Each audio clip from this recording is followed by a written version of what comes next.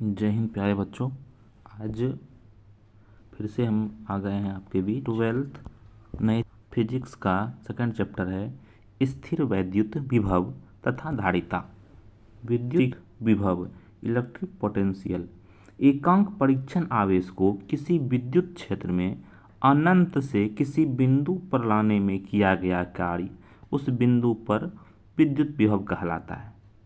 यानी कि कहने का मतलब है कि एक बिंदु है, कोई बिंदु ए है और अनंत से इन्फिनिटिव से जो आवेश है उसको इस बिंदु पर लाया गया है। उस बिंदु पर लाने में, अनंत से इस बिंदु पर लाने में जो किया गया कार्य है उसी को बोलते हैं विद्युत विभव। ठीक है। और कहता है कि अनंत पर विभव का मान शून्य माना जाता है। अनंत पर जो है विभव का मान शून्य माना जाता है। ठीक है, क्लियर है ये बात। कि एक बार फिर से देख लेते हैं कि बिंदु एक ए है, इस बिंदु पर अनंत से, कहाँ से, अनंत से, इन्फिनिटिव से एक चार्ज को लाया जाता है, आवेश को ए बिंदु पर। इस बिंदु पर लाने में जो कार्य किया जाता है उसी को बोलते हैं विद्युत विभव। ठीक। अब है विद्युत जो है विभव एक अदिश राशि है। विद्युत विभव एक अदिश राशि है और इसको भी से सूचित किया जाता है। विद्युत विभव को भी से सूचित किया जाता है, यानी कि भी equal to work proportional to A. यानी कि किसी बिंदु ए पर अगर अनंत से आवेश आ रहा है तो भी जो हो जाएगा, जो विद्युत विभव हो जाएगा वो work proportional to a by q naught. Q naught क्या है कि जो चार्ज वहाँ से इस बिंदु पर से जो चार्ज अनंत से जो इस बिंदु पर चार्ज आया उसका जो परीक्षण करते हैं, परीक्षण आवेश जो है उसी को क्यू नॉट कहते हैं। ठीक है, इसको जांच आवेश या परीक्षण आवेश कहते हैं। ठीक है, इसका होता है एसआई मात्रक जूल प्रति कूलम्ब। जूल प्रति कूलम्ब, कहीं कहीं ये देखने को मिलता है जूल कूलम्ब इनवर्स। इसी को हम लोग कहते हैं वोल्ट। ठीक है, जिसे हम वोल्ट कहते हैं। अब है विभव। अब देखते हैं विभवांतर। विभव के साथ में ही देखते हैं कि विभवांतर क्या होता है। विभवांतर क्या होता है, जैसे किसी बिंदु ए है, ये बिंदु ए है तो दूसरे बिंदु बी, यानी कि बिंदु बी से बिंदु ए तक लाने में, आवेश को बिंदु बी से बिंदु ए तक लाने में जो कार्य किया गया है उसको बोलते हैं विभवांतर। ठीक है, क्लियर है दोनों में। कि अनंत से जब किसी आवेश को किसी बिंदु तक लाते हैं तो उसे कहते हैं विभव, और किसी बिंदु से, किसी एक बिंदु से दूसरे बिंदु तक जब आवेश को ले जाया जाता है उसमें जो कार्य किया जाता है उसे बोला जाता है विभवांतर। तो बोलते हैं, इसको भी से ही सूचित किया जाता है।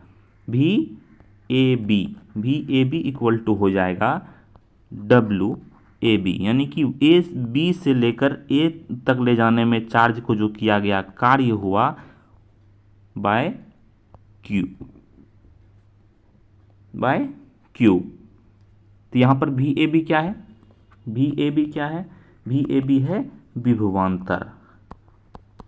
तो अंतर स्पष्ट हो गया होगा कि विभव और विभवांतर में क्या अंतर है।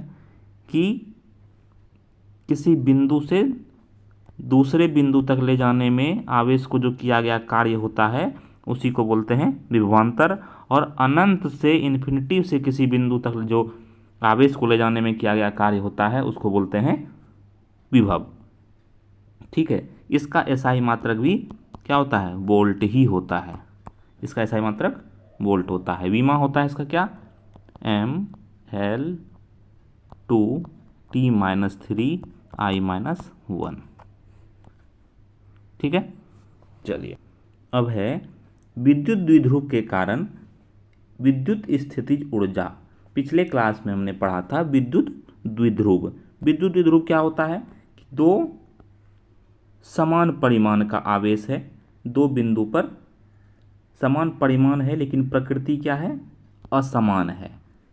परिमाण समान हो लेकिन प्रकृति असमान हो तो इस दोनों के युग्म को विद्युत द्विध्रुव कहते हैं। तो यही कहता है कि अगर इसके कारण स्थितिज ऊर्जा क्या है, विद्युत द्विध्रुव के कारण स्थितिज ऊर्जा। चलिए देखते हैं, एक समान विद्युत क्षेत्र में द्विध्रुव की स्थितिज ऊर्जा। अब एक समान विद्युत क्षेत्र क्या होता है, मान लीजिए कि ये एक विद्युत क्षेत्र है, ये विद्युत क्षेत्र रेखा है, एक समान विद्युत क्षेत्र है, ये एक समान विद्युत क्षेत्र है। अब क्या करते हैं, एक समान विद्युत क्षेत्र में एक द्विध्रुव रेखा को हम ले लेते हैं। ये द्विध्रुव रेखा है, ये हो गया, ये बी मान लेते हैं, ये ए मान लेते हैं। तो ये जो है ए और बी है, ये द्विध्रुव रेखा है। तो इसके बीच में ये थीटा एंगल बन रहा है, थीटा एंगल बन रहा है। तो अब क्या कहते हैं, ये एक समान विद्युत क्षेत्र है, ये एक समान विद्युत क्षेत्र है। तो इसमें जो स्थितिज ऊर्जा होता है, इसमें जो द्विध्रुव के कारण स्थितिज ऊर्जा होता है, U इक्वल टू स्थितिज ऊर्जा जो होगा वो क्या हो जाएगा, minus P E cos theta equal to minus P e. ठीक है, ये वेक्टर साइन लगाएंगे, ये डॉट वेक्टर हो जाएगा तो कॉस थीटा हट जाएगा। चलिए अब देखते हैं अगला, एक समान विद्युत क्षेत्र में द्विध्रुव को θ1 से θ2 तक घुमाने में किया गया कार्य। अब ये क्या कह रहा है कि अभी जो बनाए ये विद्युत क्षेत्र है, इसको देखते हैं कि ये विद्युत क्षेत्र है। ठीक है, तो विद्युत क्षेत्र में एक रेखा द्विध्रुव का ले लेते हैं, यानी कि ये ए बिंदु है और ये बी बिंदु है। ठीक है, तो अब कहता है कि यहाँ से ये जो θ1 था इसको θ2 तक घुमा देते हैं। क्या करते हैं, इसको θ2 तक मूव कर देते हैं। θ1 से इसको θ2 तक ले चले आते हैं। ठीक है, ये θ1 था और ये θ2 हो गया, इसको मान लेते हैं बी डैश। तो कहते हैं इसको कि एक समान विद्युत क्षेत्र में द्विध्रुव को θ1 से θ2 तक घुमाने में किया गया कार्य, यानी कि यहाँ से θ1 ये था, यहाँ से यहाँ तक जो घुमाने द्विध्रुव को घुमाया गया उसमें क्या कार्य हुआ, कैसे निकालते हैं उसको। तो U2 माइनस U1, U2 क्या हो जाएगा, U2 हो जाएगा यहाँ से यहाँ तक जो किया गया टोटल कार्य है। U1 क्या हो गया, यहाँ पर जो कार्य स्थितिज ऊर्जा था, यहाँ पर जो कार्य हो रहा था स्थितिज ऊर्जा जो यहाँ था पोटेंशियल एनर्जी, वो पोटेंशियल एनर्जी और वहाँ घुमाने के बाद अवस्था में चेंज होने के बाद जो पोटेंशियल एनर्जी है, दोनों को माइनस करते हैं U2 minus U1 equal to क्या हो जाएगा, पी ई कॉस θ1 माइनस कॉस θ2, क्योंकि U इक्वल टू होता है minus P E cos theta, इसलिए कॉस θ1 कॉस θ2 हो जाता है। अब दूसरा देखते हैं, समझ में आ गया होगा ये। यदि द्विध्रुव अस्थाई अवस्था में है, अब क्या कहते हैं कि द्विध्रुव जो है वो क्या है, अस्थाई अवस्था में है। तो अगर अस्थाई अवस्था में हो जाएगा तो थीटा जो क्या हो जाएगा, θ1 शून्य हो जाएगा, क्योंकि वो फिक्स है, θ1 0 डिग्री हो जाएगा। ठीक है, और θ2 क्या हो जाएगा, थीटा हो जाएगा। तो इस स्थिति में U इक्वल टू क्या हो जाएगा, U equal to p E cos 0 degree minus cos theta. ठीक है, कॉस θ2 हो जाएगा। तो कॉस थीटा अब क्या है, U इक्वल टू हो जाएगा पी ई कॉस 0 डिग्री का वैल्यू 1 और माइनस कॉस थीटा, कॉस θ2, तो ये हो जाएगा। ठीक है, चलिए बढ़ते हैं आगे।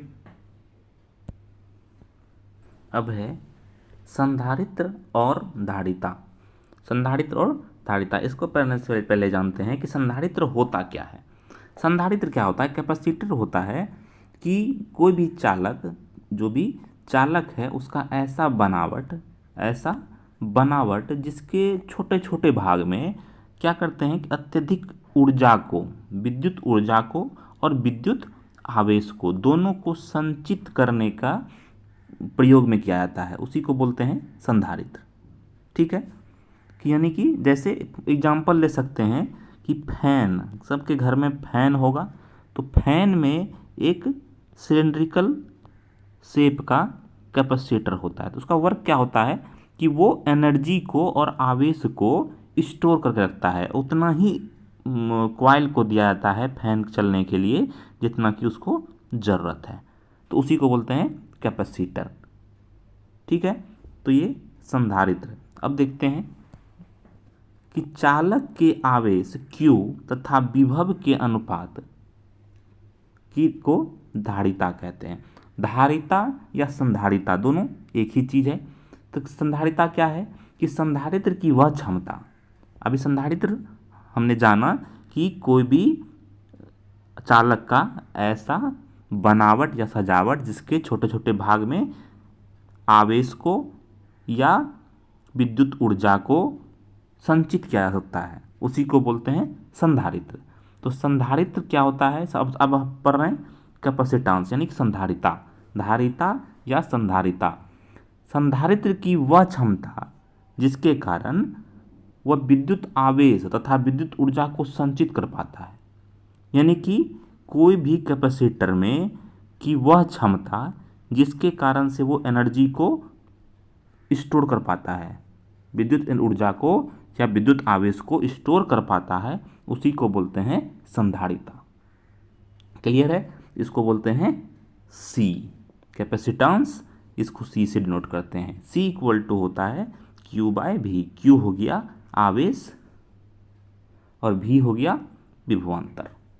ठीक है, इसमें Q प्रोपोर्शनल टू V होता है, तो Q इक्वल टू क्या हो जाएगा? CV। C क्या है? कांस्टेंट है, ये समानुपातिक कांस्टेंट है, इसी को कहते हैं संधारिता, इसी को कहते हैं संधारिता। ठीक है, जो C आया ये समानुपाती हटाएंगे, समानुपात को इक्वल लिखेंगे तो कांस्टेंट देंगे, तो कांस्टेंट क्या है? यही संधारिता है। तो ये हो गया क्या? C equal to Q/V। ठीक है, क्लियर है? इसका SI मात्रक कूलॉम वोल्ट होता है, इसी को फैराड भी कहते हैं, कूलॉम वोल्ट को ही फैराड कहते हैं। इसका CGS में सिस्टम में धारिता का मात्रक स्थिर फैराड होता है। क्या होता है? स्थिर फैराड होता है, इसको अच्छे से याद कर लेंगे। जैसे है 1 फैराड इक्वल टू 9 × 10⁻11 फैराड। ठीक है, इसका बीमा सूत्र होता है m-1 L-2 T4I⁴। ठीक है, अब आते हैं इसमें कि धारिता Q अथवा V, धारिता जो होता है, संधारिता जो होता है, कैपेसिटेंस जो होता है, वो Q अथवा V पर अलग अलग निर्भर नहीं करता है, यानी कि आवेश और विभवांतर पर अलग निर्भर नहीं करता है। धारिता जो होता है वो आवेश और विभवांतर पर अलग अलग निर्भर नहीं करता है। क्यों नहीं करता है? अभी पहले हम देख चुके हैं कि Q प्रोपोर्शनल टू V होता है, इसीलिए अलग अलग निर्भर नहीं करता है। ठीक है, चलिए आगे बढ़ते हैं।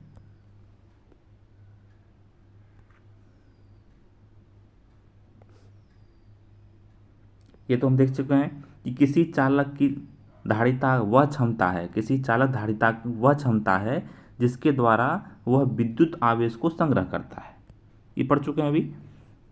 अब आते हैं संधारित्र। संधारित्र वह यंत्र है जो विद्युत ऊर्जा को संग्रहित करता है। ठीक है, अब आते हैं संधारित्र संयोजन का प्रकार। संधारित्र के संयोजन का दो प्रकार होता है। पहला होता है श्रेणी क्रम, दूसरा होता है समांतर क्रम। तो श्रेणी क्रम संयोजन क्या होता है कि श्रेणी क्रम संयोजन होता है जैसे कि किसी भी फिगर को देख लें, एक बार क्लियर हो जाएगा। ये क्या है? कैपेसिटर है।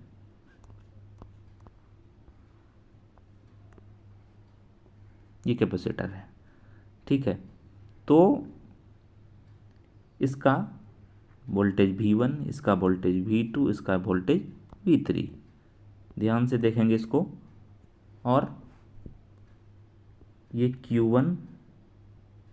अब देख लीजिए इसमें क्या है कि ये कैपेसिटर 1 हो गया, कैपेसिटर 2 हो गया, कैपेसिटर 3 हो गया।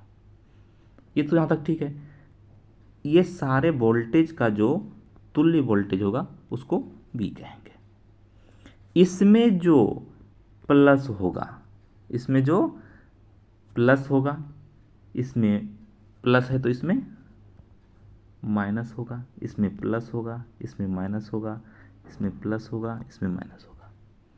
अब ये जो कॉम्बिनेशन है सीरीज कॉम्बिनेशन में है, यानी कि यदि पहले वाला कैपेसिटर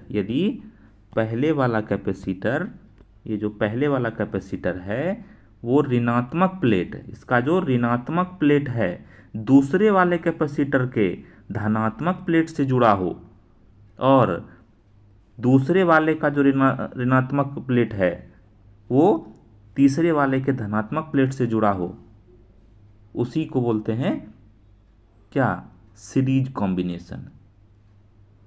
ये श्रेणी क्रम संयोजन है, ठीक है। तो संधारित्र का जो तुल्य कैपेसिटर होता है वो क्या होता है? 1/C1, 1/C2, 1/C3, 1/C, ठीक है। अब आते हैं समांतर क्रम संयोजन में। समांतर क्रम क्या है? ये संधारित्र का वैसा संयोजन है जिसमें कि सभी संधारित्र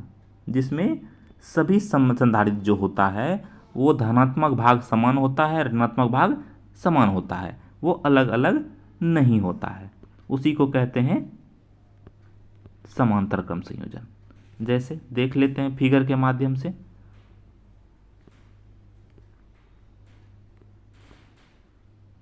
देख लेते हैं एक बार। ये क्या है? ये